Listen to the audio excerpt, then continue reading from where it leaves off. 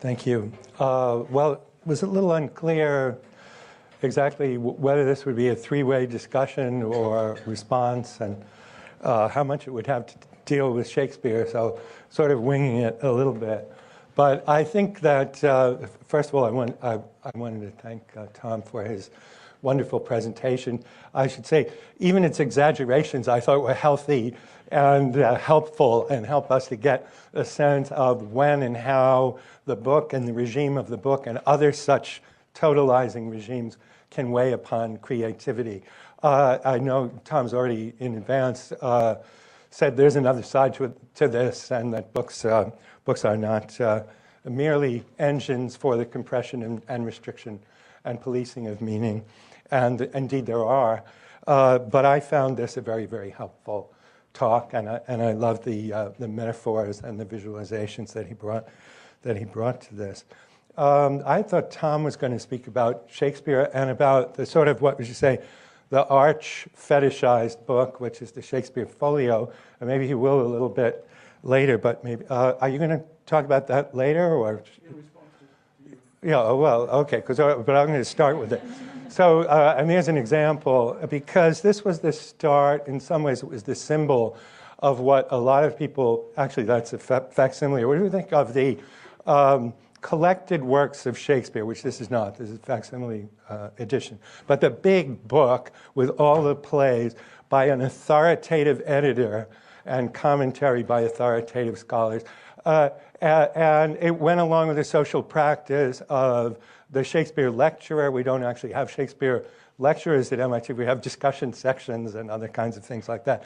And even Shakespeare students writing multimedia text essays on Shakespeare in these days. But when I began, that was the figure of the authoritative professor at the front of a room like me right now, with 100 people, more or less the official interpreter of a sacred book, which had a unique and unitary meaning, or if it didn't, the aim was to come as close to that as possible, which had an originary and authorized printed form, which, if the historical facts did not actually make it possible to specify that form, at least that's what one was after as an editor.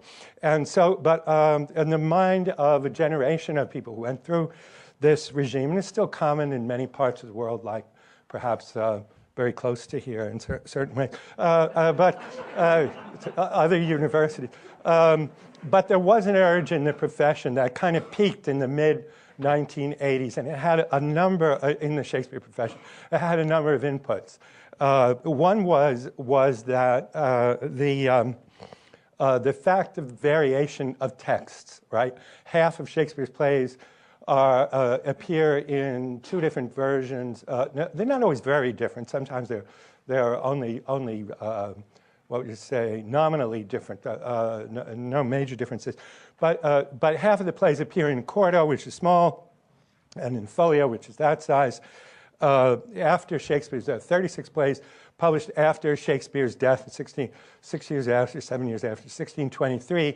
During Shakespeare's lifetime, about half the plays appear in quarto. And sometimes there are surprising differences. For example, to be or not to be, that is the question. One of the most famous lines appears in the first quarto as, to be or not to be, aye, there's the point. And it's kind of hard to imagine. It's a good example of variation that's potentially meaningful, because instead of it being the question, it's more or less the point and the answer. And so, and there are profound differences. Hamlet is a play for which there are three significantly different texts. First quarto, second quarto, and folio. King Lear has two. Othello has fascinating differences between the 1622 quarto and the folio in hundreds of individual words.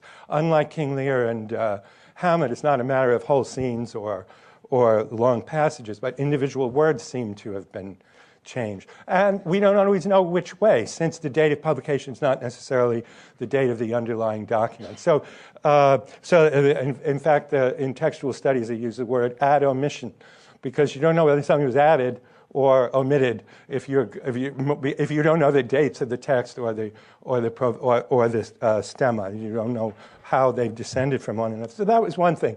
The text varied a lot, and the knowledge of this variation was hidden in impossibly tiny print at the end of the book that nobody ever used, and you would need a little bit of a course to understand. That was one thing. The other was the question of performance. How do we acknowledge adequately the fact that Shakespeare came to Stratford as an actor, made his way up as a writer? Yes, he took on the airs of a gentleman and wrote sonnets, and they were published probably with more supervision or more intention than some of the other texts of Shakespeare. But he was a man of the theater, and in the theater, variation is inescapable because theatrical productions vary from one day to the next, right? From one performance to the next. They can't help but vary that way. And of course, they vary even perhaps more grossly in one production to the next, in one language to the next, in one culture taking up the text and understanding it a different way. So variations seem to be, in many, many ways, cultural, textual, performative, something that needed acknowledging. And some of the steps taken, and I think this would be a very good example of words, of the idea that words were being constricted in a certain kind of way, and that we could loosen the bonds of the parenthesis, we didn't use the word at the time, and create something with more flow, more inclusion, and more honesty to the fact of what the human labor of writing a play is like, and how subject it is to variation and to imperfection on all sorts of levels, whether it's the imperfection of the writer who can come up with a word like princox that no one has ever heard before or since, and somehow that gets into the text, or the performers or the editors. And so it seemed difficult within the margins of the book to give adequate form to this. And so I wanted to also look at another kind of book for a minute, which is, well, very well-known scholars started trying to find alternate ways within the limit of the bound book to give readers access to the fact of variation. It didn't all work out. This is by my friend Michael Warren at Santa Cruz, and this is the parallel King Lear.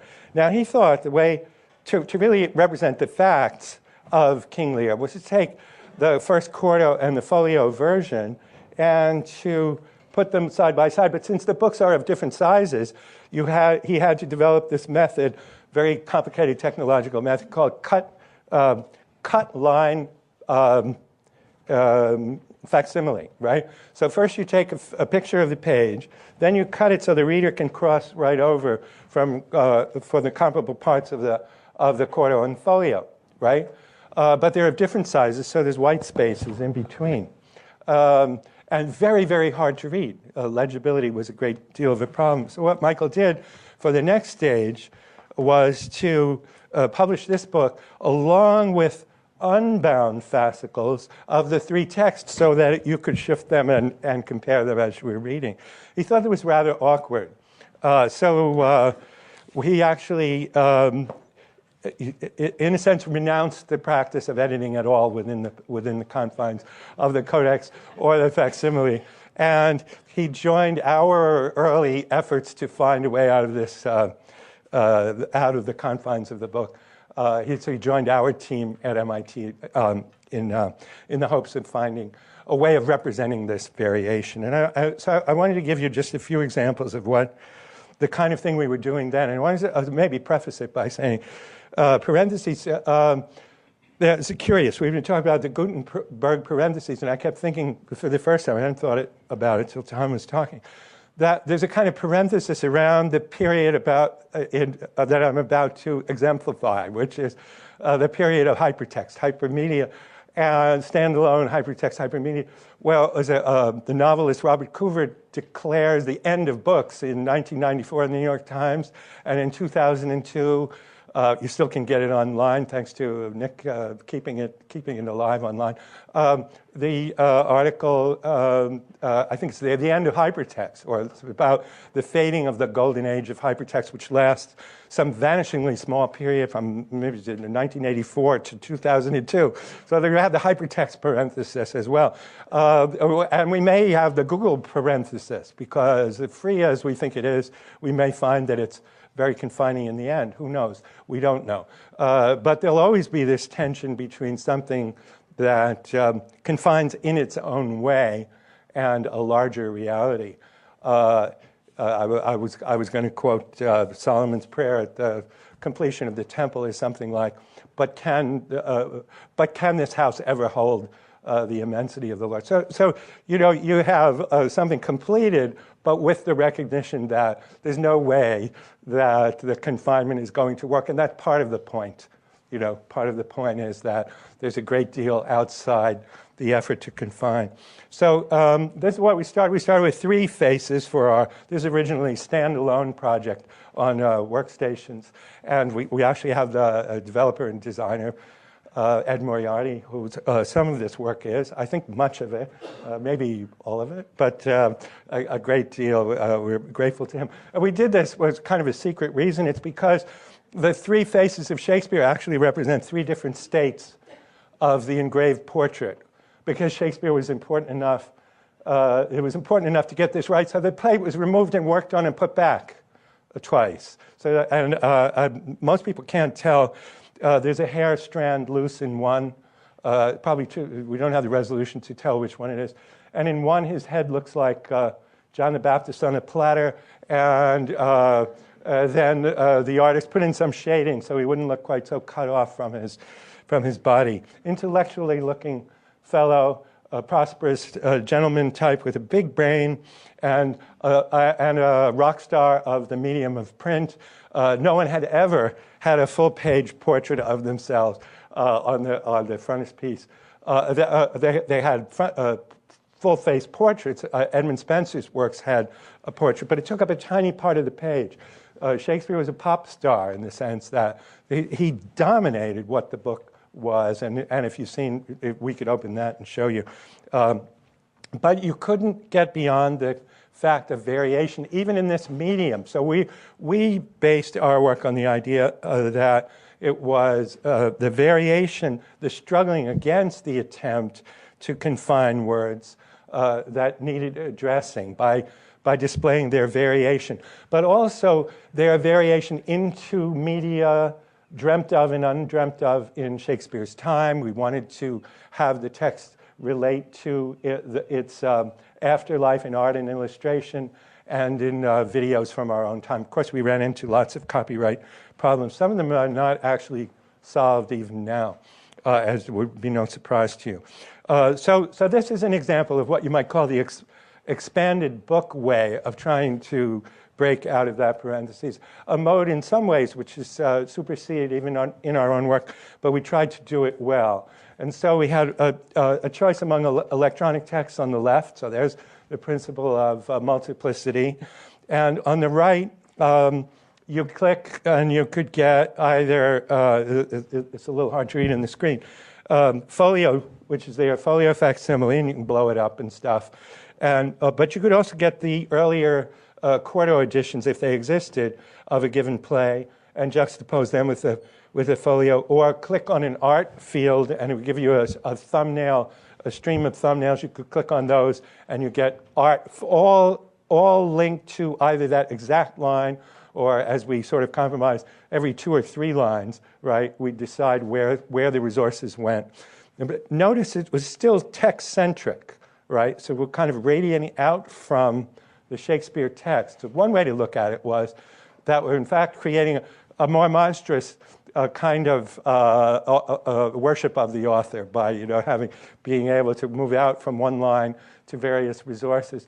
But we thought of it as liberating. And I think it is in some ways. It gives you a lot of information about what different lines have meant.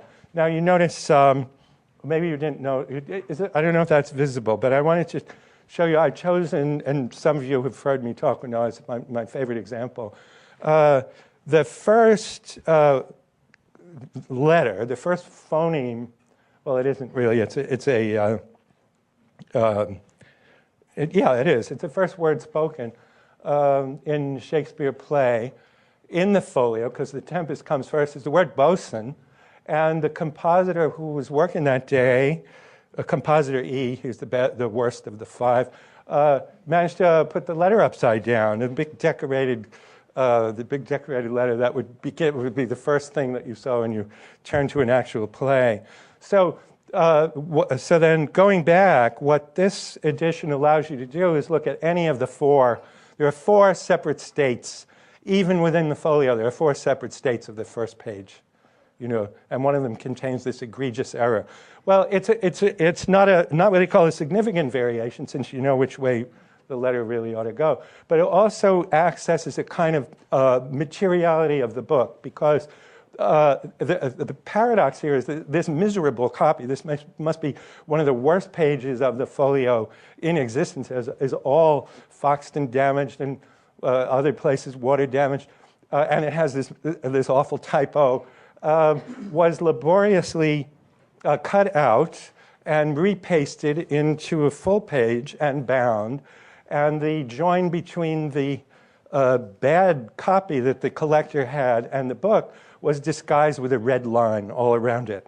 So even early on, as the 18th century, you had the fetishization of the Shakespeare text, so that even a bad one was something that people were struggling and paying immense amounts of money. So I just want to, this is an example of the first quarto of Hamlet. We photographed all 7 of the individual copies, only 7 exist, and you can click on those. Then we have an art collection of 1,500 images from 1700 to 1900. This is a copying photograph of Hamlet in the Skull. This is illustrating the line, "Alas, poor Yorick, I knew him," Horatio. But there are others, and we found that maybe 30% of the illustration in that period was comical. Well, so here's a guy holding a rather gigantic Neanderthal skull. This is 19th century. And then in the corner, there's a little chicken rooster meditating on death, and he's got a skull, a more recently deceased comrade, and he stands in much greater danger of immediate death than the actor Harrison Wolfe with his giant head, kind of imitating Shakespeare's head. So many, many comic versions is one of the things you find when you study variation in the text and in their performance. We also wanted to have video. We had a little trouble getting copyright, i.e. we got permissions. But we did get permissions from Mrs. Burton for to display the Richard Burton Hamlet. It's a very fine one. And we wanted to at least exemplify the concept. This same skull, so was Yorick's skull. The king's jester. Oh, this? Seen that? Let me see.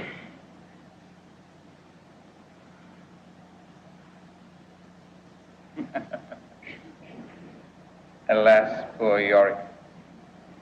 I knew him, Horatio. Okay, and then another one we got was the Swedish television version directed by Ragnar Lith, and with Stellan Skarsgård as Hamlet. I'll just play this for a second. Var Yoriks skalle. Han var kungens narr. Den där? Ja, den. Ingen annan. So these have become the only words in Swedish that I know. So, okay, now, having done that, we came to a point in our work where we had the opportunity to expand, and we decided not to expand that model, at least not now, the original model.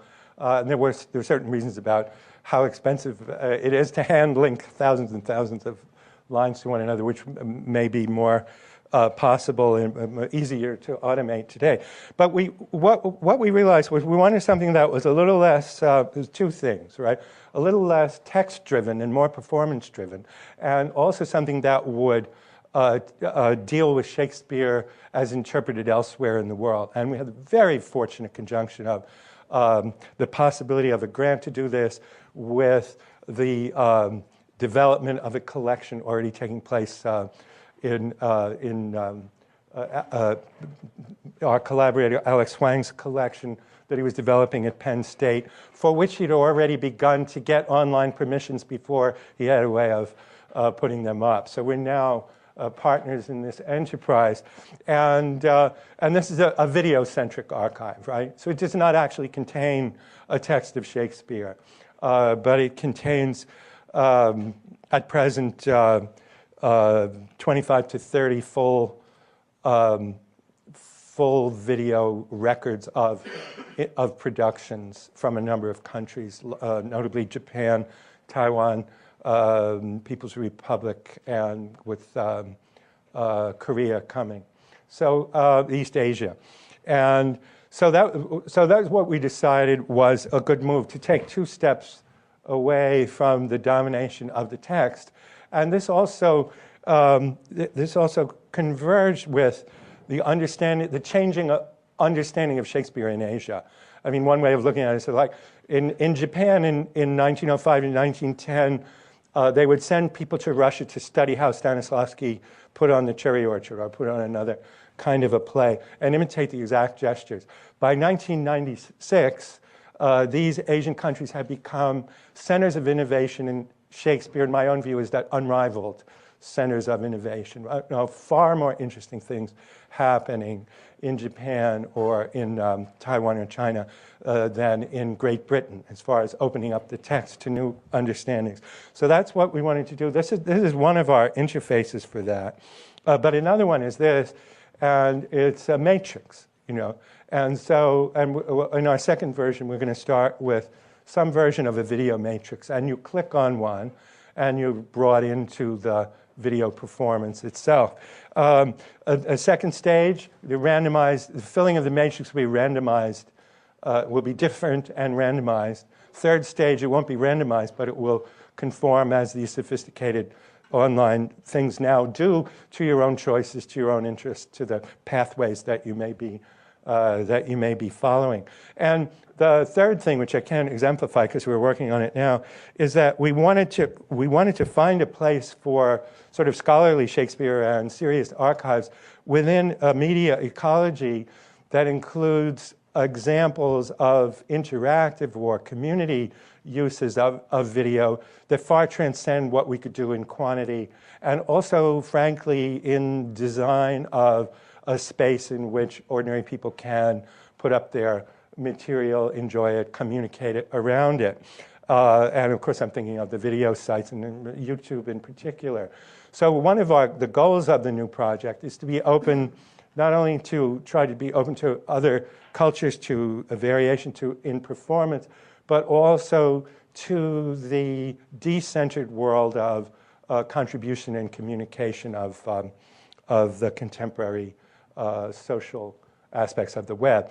And at least the first start will be to have a YouTube connection within the archive where people can post their YouTube playlists and where we also engage a wider public in sifting material that would be useful for online essays or enlarging the material we have. So this is just a taste of ways in which we've tried to go beyond that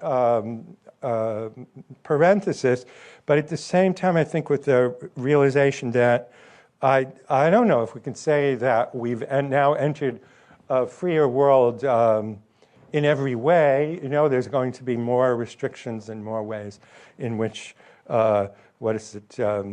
one of the, I think the Folger Education Department's books is called Freeing Shakespeare's Words. And that's a title very much in consonance with Tom's.